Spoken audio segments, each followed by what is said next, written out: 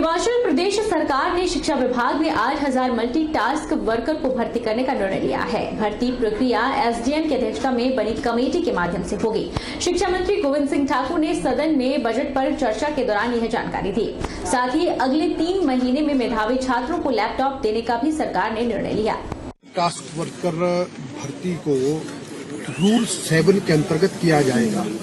SDM की अध्यक्षता में कमेटी बनेगी और उस कमेटी में ये साक्षात्कार होंगे और उसके अनुसार हिमाचल प्रदेश में हम लगभग 8,000 मल्टीटास्क वर्कर को भर्ती करने का काम प्रारंभ करेंगे।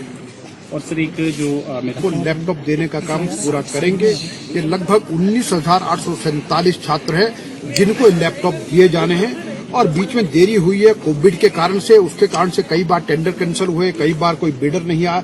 ऐसे अनेक प्रकार की कठिनाई के कारण से थोड़ा डिले हुआ है, लेकिन अब सभी मेधावी छात्रों को हम आने वाले 3-4 महीने में ये उपलब्ध करवा देंगे। सर वो मैंने माननीय सदन में ही जब इस पर चर्चा हुई थी तो उसमें कहा है कि हम श्रीमद् भागवत गीता के यानी गीता सार और इस प्रकार के कुछ जो जानकारी देने वाली चीजें उनको 9th से लेकर के संस्कृत और हिंदी में दोनों में इसको प्रारंभ करेंगे ताकि जो गीता का जो संदेश है वो सब तक पहुंचे। हिमाचल विधानसभा में बजट पर चर्चा के दौरान कांग्रेस विधायक आशीष ने सरकार पर कर्ज को लेकर जमकर निशाना साधा। उन्होंने कहा कि वर्तमान में सरकार अपने खर्च पूरे कर रही है, जबकि कैपिटल ग्रोथ के लिए कुछ नहीं किया जा रहा।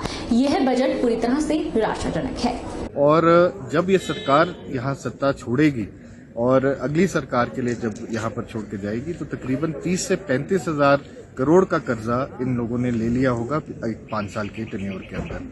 हमेशा ये बात रहती थी कि जी 50 साल के कार्यकाल में कुछ नहीं हुआ। उनमें ये भी मैंने उनसे कहा कि पिछली चाहे शांता कुमार जी के 2 टर्म जो कि 2.5 साल के रहे, धूमल साहब के 2 टर्म जो कि 5-5 साल के रहे और 5 साल ये, तो इसका मतलब ये हुआ कि तकरीबन 20 साल 50 साल में से इसी सरकार ने, भाजपा की सरकार ने राज किया है। और जो कर्जा उठना शुरू हुआ था, लोगों के सिर पर पड़ना शुरू हुआ था, वो 98 से लेकर 2003 के बीच की जो सरकार थी वहां से ये कवायद शुरू हुई थी। और सबसे बड़ी बात ये हुई कि जो इंफ्रास्ट्रक्चर में कर्जा आप ले रहे हैं, अगर इंफ्रास्ट्रक्चर डेवलपमेंट के लिए ले रहे हैं उसमें कोई हर्ज नहीं है। कांग्रेस सरकार ने, पिछली सरकार ने तकरीबन 50% जितना कर्जा लिया था उसका 50% कैपिटल इंफ्रास्ट्रक्चर डेवलप करने के लिए लिया था और इस सरकार ने सिर्फ वहीं पर वो सिर्फ 30% के करीब रह गया है। 29% to be precise capital outlay का जो बजट इन्होंने रखा है वो सिर्फ 29% का इस पूरे बजट में रखा है। इससे ये साफ जाहिर होता है कि सरकार मौज मस्ती के लिए, सरकार अपने ऐशो आराम के लिए, अपनी पब्लिसिटी के लिए ये पैसा हमारे सिर पर जो बोझ है ऋण का वो बढ़ाकर अपनी ऐश मस्ती करना चाहती है। नगर परिषद बद्दी के घटनाक्रम और अविश्वास प्रस्ताव पर कार्रवाई न किए जाने से कांग्रेस ने सरकार के खिलाफ मोर्चा खोल दिया है। मंगलवार को दून के पूर्व विधायक के नेतृत्व में सैकड़ों कार्यकर्ताओं ने नालागढ़ में मिनी सचिवालय के बाहर जमकर हंगामा किया और प्रदेश सरकार और प्रशासन का पुतला फूंका। नगर परिषद की बदहाल कार्यप्रणाली को लेकर बद्दी में रोष रैली निकाली गई। दून कांग्रेस ने बद्दी बाजार में काले झंडे लगाकर प्रदर्शन किया और मुख्यमंत्री, शहरी विकास मंत्री, जिला प्रशासन, एसडीएम नालागढ़ और ईओ बद्दी के खिलाफ जमकर नारेबाजी की और आरोप जड़ा कि नगर परिषद बद्दी के मामले में सरकार लोकतंत्र की हत्या कर रही है। प्रदर्शनकारियों ने प्रशासन के माध्यम से प्रदेश सरकार को अल्टीमेटम देते हुए कहा कि अगर 3 दिन के भीतर नगर परिषद बद्दी में अविश्वास प्रस्ताव पर कोई फैसला नहीं लिया गया तो कांग्रेस समर्थित सभी पार्षद आमरण अनशन पर बैठेंगे और बद्दी नालागढ़ में चक्का जाम किया जाएगा। मामला ये कि 1 वर्ष हो गया नगर परिषद बद्दी के गठन हुए, लेकिन नगर परिषद बद्दी की जो चेयरमैन बनी है उसकी जगह उसके पति जो है वो काम कर रहे हैं। नगर परिषद बद्दी में नाजायज रूप से जो उद्योग के रोड हैं, जो स्टेट हाईवे है साई बद्दी रोड, उसके ऊपर रेडी बड़ी वालों के जो है नाजायज तौर पर उगराही की जा रही है। कोई भी काम जो है वो सुचारू तरीके से नहीं हो रहा है, टेंडर्स के माध्यम से नहीं हो रहा है, बिना टेंडर के। जहां ऑफलाइन टेंडर 1 लाख की जो पावर ईओ को है, वहां 10-10 लाख के टेंडर जो है उसे 1 लाख का टेंडर का इसको बढ़ा के जो है 10-10 लाख रुपए का काम जो है ईओ बद्दी के माध्यम से करवाया गया है। इसकी इंक्वायरी हम चाहते हैं। माननीय मुख्यमंत्री जी ने अभी इन पार्षदों को पंचकुला में बुला के इनकी मीटिंग ली, ईओ बद्दी और ईओ जेई बद्दी को ट्रांसफर किया, लेकिन उसकी इंक्वायरी जो है कोई इंक्वायरी उन्होंने नहीं की है। हम इसकी इंक्वायरी चाहते हैं।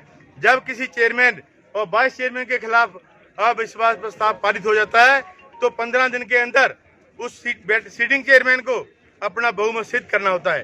लेकिन सरकार ने, इन अफसरों ने, जबकि वो फैसला डीसी को लेना था, इसको लिंक अराउंड करने के लिए सेक्रेटरी को भेज दिया गया, डायरेक्टर को भेज दिया गया।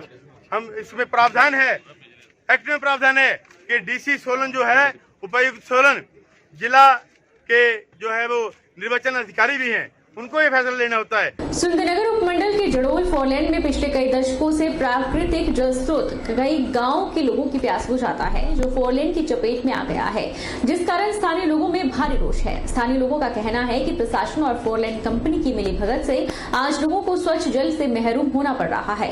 उन्होंने प्रशासन से मांग करते हुए कहा है कि अगर इस जल स्रोत को उसी जगह पर फिर से न बनाया गया तो ग्रामीण उग्र आंदोलन करने पर मजबूर होंगे।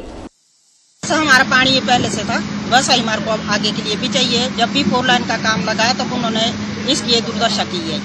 उसके बाद अभी भी ये पानी के रोकने की कोशिश कर रहे हैं, मगर ऐसा होने नहीं देंगे। हम पब्लिक सब इकट्ठा होकर इसे बहाल करवाएंगे यहाँ से। और ये कम से कम 70-80 साल पुराना सोर्स है और यहाँ से लोग, यहाँ के ही नहीं टूरिस्ट भी यहाँ पे पानी पीने जाते हैं। और इस जो 4 लाइन वाला आश्वासन तो हमें प्रशासन की तरफ से भी मिल रहा है कि हम बना के देंगे, लेकिन हमें जितने भी आश्वासन मिला है आज तक वो पूरे नहीं हो पाए। चाहे अंडरग्राउंड पेरिस्टीन का हो, चाहे फुटपाथ का हो, चाहे रेन शेल्टर का हो, हमारे सिर्फ आश्वासन के सिवा हमें कुछ भी नहीं मिला है। यूक्रेन और रूस के बढ़ते तनाव और युद्ध स्थिति में यूक्रेन में फंसे हिमाचली छात्रों के परिजनों ने अपने बच्चों को वापस आने पर अपनी मन्नतें पूरी की। इसी तरह जिला ऊना से संबंध रखने वाले एक मेडिकल छात्र जो यूक्रेन में फंसे हुए थे, घर वापसी आने पर माता ज्वाला के दरबार में पहुंचे। मेडिकल छात्र आदित्य भारद्वाज ने बताया कि यूक्रेन में मेडिकल के चौथे सेमेस्टर में थे और यूक्रेन में युद्ध के कारण हालत बहुत खराब थे। तब उन्होंने माता ज्वाला से प्रार्थना की थी कि उन्हें सकुशल घर वापसी पहुंचा दें तो माता के दरबार हाजिरी लगाने आएंगे, और माता ज्वाला ने पुकार सुनी और वह सकुशल घर लौटे। और आज माता ज्वाला के दरबार में परिजनों के साथ शीश नवाया और माता से प्रार्थना की है कि अपना आशीर्वाद हमेशा बनाए रखें। और वहाँ पे हालात बहुत ज़्यादा खराब थे। बस हमने सबने, परिवार ने भी, मैंने भी वहाँ पे यही माथा टेका था कि हे ज्वाला माता, हमें सुकुशल घर पहुँचा दो, सभी को स्वास्थ्य के अकॉर्डिंग घर पहुँचा दो। और हम सबसे पहले माता ज्वालामुखी के मंदिर में आके सह परिवार माथा टेकेंगे और अपनी हाजिरी लगाएंगे। राजधानी शिमला के दीपदी मार्केट के पास रिवोली रोड मार्केट की आधा दर्जन दुकानें धंस गई है। स्मार्ट सिटी के तहत लक्कड़ बाजार बस स्टैंड में लिफ्ट का कार्य चल रहा है, जिससे रिवोली मार्केट की जमीन काफी धंस गई है और दुकानों पर खतरा मंडरा रहा है। शिमला रिवोली रोड मार्ग की जमीन धंस गई है, जिस वजह से आधा दर्जन से ज्यादा दुकानों को खतरा पहुंच रहा है। कारोबारी खतरे के साए में रोजाना अपनी दुकान खोल तो रहे हैं, उन्हें हर समय दुकानों के गिरने का डर सता रहा है। दुकानों के आगे से जमीन आधा फीट नीचे धंस गई है। कारोबारी नगर निगम और शहरी विकास मंत्री से दुकानों को बचाने की गुहार लगा रहे हैं। दुकानदार प्रदीप चौहान ने कहा कि वे 15 सालों से वहां दुकान कर रहे हैं। लक्कड़ बाजार बस स्टैंड में लिफ्ट लगाने के लिए खोदाई की जा रही है, जिससे जमीन बैठ रही है। यह दुकानें नीचे जा रही हैं और कभी भी दुकानें नीचे जा सकती हैं। इसके लिए नगर निगम और शहरी विकास मंत्री सुरेश भारद्वाज से मिले थे, उनके समक्ष मामला रखा था और दुकानों को सुरक्षित करने का आग्रह किया था। असिस्टेंट कमिश्नर साहब से बात हुई थी भारद्वाज जी से, उन्होंने भी यही बोला है कि कल मीटिंग रखी हुई है इसके बारे में, और कल मीटिंग में जैसा डिसाइड किया जाता है उसके बारे में देखे जाएंगे। अब आश्वासन तो यही दिया, अब वो कल क्या करते हैं, किस तरीके करते हैं, ये तो कल पता लगेगा। भारद्वाज जी ने यही आश्वासन दिया। अभी प्रशासन से हमने मांग की थी, पेड़ कटाया है तो उससे थोड़ा सा फर्क पड़ा है, लेकिन फिर भी डर बना रह रहा है कि कभी भी कुछ हो सकता है।